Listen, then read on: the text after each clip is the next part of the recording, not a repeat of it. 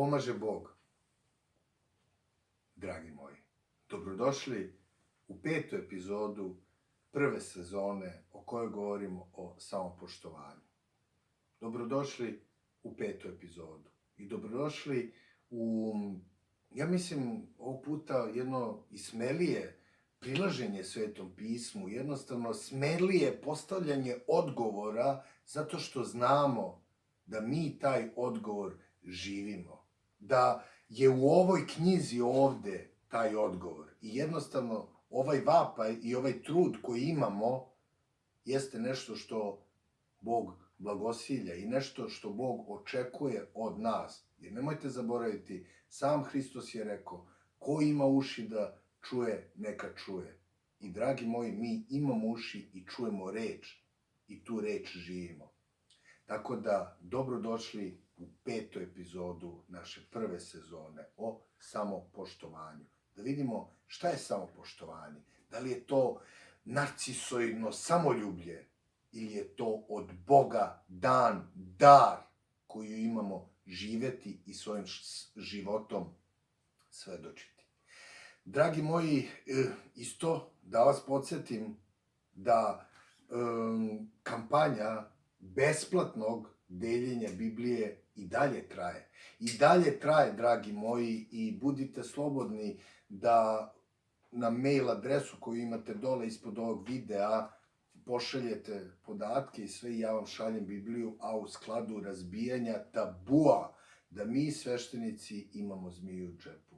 Nemamo. Dragi moji, moje ime je Ugrin Popović i ja sam sveštenik Srpske pravoslavne crkve. Nemam zmiju u džepu i ovo vam poklanjam za 0 dinara. I zahvalan sam Bogu što ovaj veliki dar reči Božije mogu da podelim sa vama. Ovog puta, našoj 5. epizodi, ćemo čitati drugu knjigu Mojsijevu, odnosno knjigu Izlaska. I to ćemo čitati 4. glavu od 1. stiha do 17. stiha. 4. glava od 1. do 17. stiha.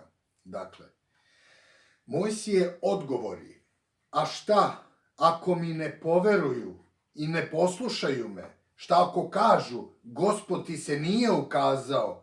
Dragi moji, samo 1 sekund da izdvojimo ovde vrlo veliku pažnju, jer ovde Mojsije očigledno ima problem sa samopouzdanjem. Vidite, molim vas, znači jedan veliki Mojsej ima isti problem koju imaš ti i koji imam ja.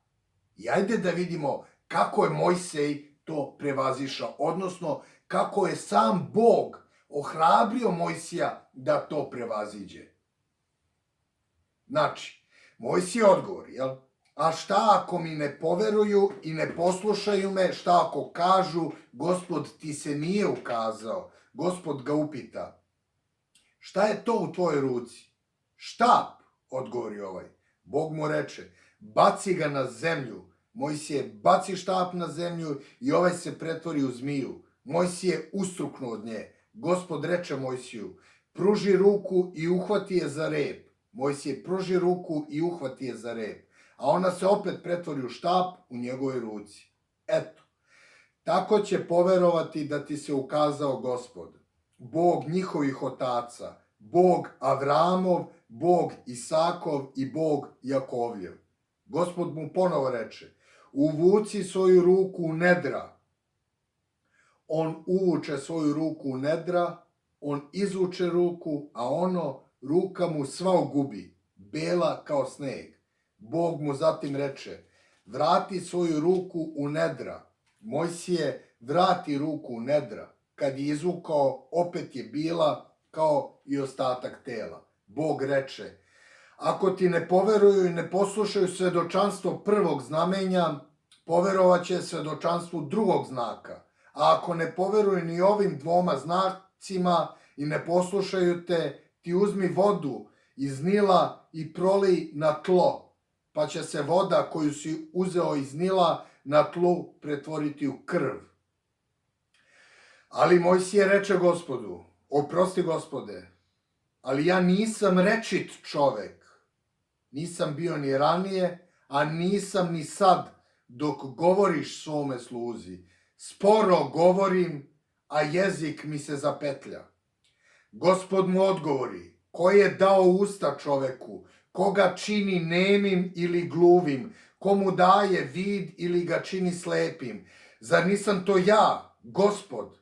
Zato idi sad, ja ću biti s tobom kad budeš govorio i poučiti te šta da kažeš. No Mojsije reče, molim te, Gospode, pošalji nekog drugog. Gospod se na to razgnevi na Mojsija pa mu reče, nije li Aron, Levit, tvoj brat?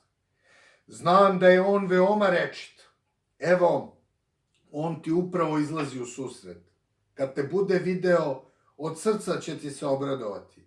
Ti ćeš govoriti s njim i preneti mu ove reči. Ja ću biti s tobom i s njim kad budete govorili i poučiti vas šta da radite. On će govoriti narodu umesto tebe, on će ti biti umesto usta, a ti ćeš njemu biti umesto Boga. Uzmi ovaj štap u svoje ruke, njime ćeš činiti znakove. Dragi moji, kako jaka priča. I sada, prvo pitanje, koji je tvoj zaključak o Bogu? Drugo pitanje, koji je tvoj zaključak o sebi samom? I treće pitanje, šta bi promenio kod sebe u odnosu na ovu priču? Počnimo. Dakle, koji je moj zaključak o Bogu iz ove priče? Moj zaključak o Bogu je da je ekstremno trpeljiv za izabranike svoje.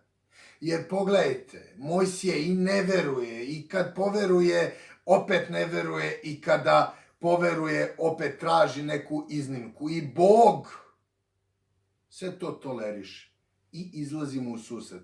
Zašto, dragi moji? Je to pitanje? To je pitanje koje mene je jednostavno, zašto Bog to sve radi? Ali pazite, ovde govorimo o ljutom Jahveu, koji je spalio gradove, koji je spalio Sodomu i Gomoru,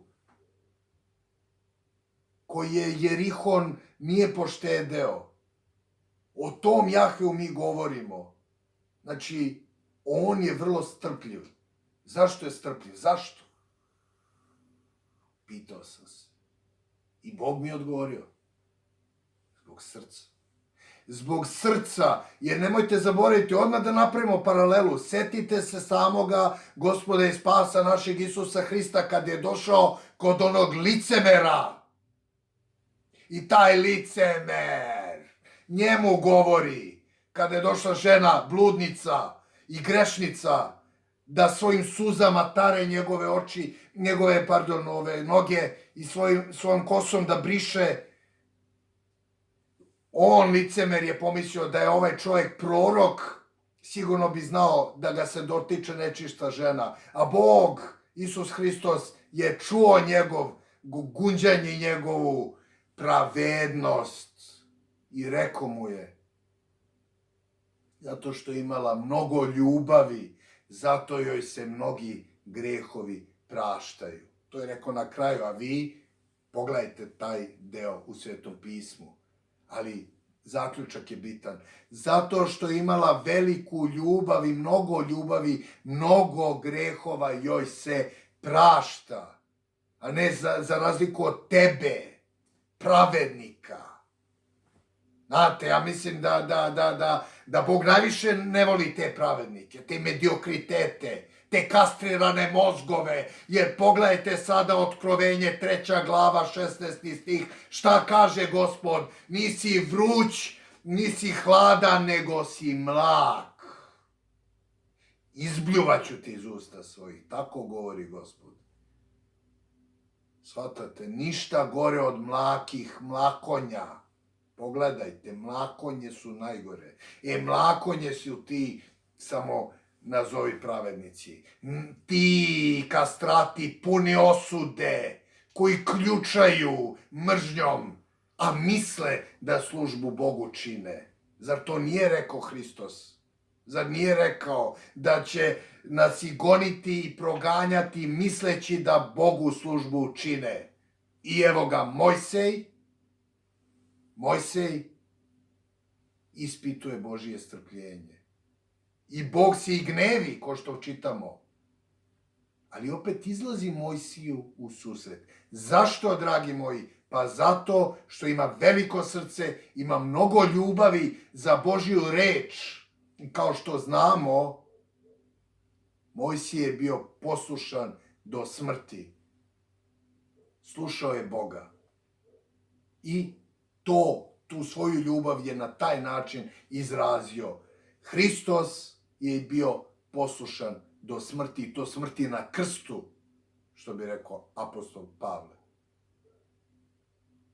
Znači, svoju ljubav su izrazili poslušnošću, ali poslušnošću živoj reči, a ne kastriranim mediokritetima, i to je razlika. Dragi moji, to je razlika. Ali da biste uočili tu razliku, srce mora da kuca za Hrista, mora da vatra bude. Da, tu vatru imao Mojsije i zato je Bog bio strpljiv sa njim. Onda, drugo pitanje. Koji je moj zaključak o meni samom?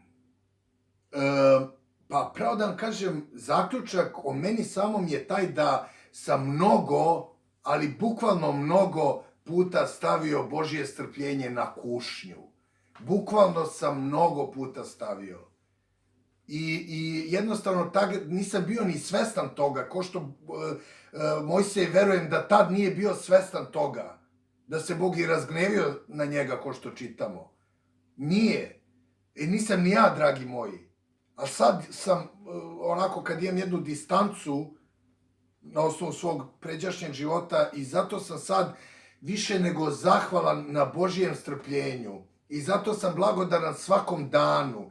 I jednostavno tom zahvalnošću ja jednostavno tarem tu jednu kušnju Boga i njegovog strpljenja. Znači, zahvalan sam mu. Gospode, hvala ti i slava ti. Gospode, hvala ti i slava ti. To je jedino što imam da kažem svom životu.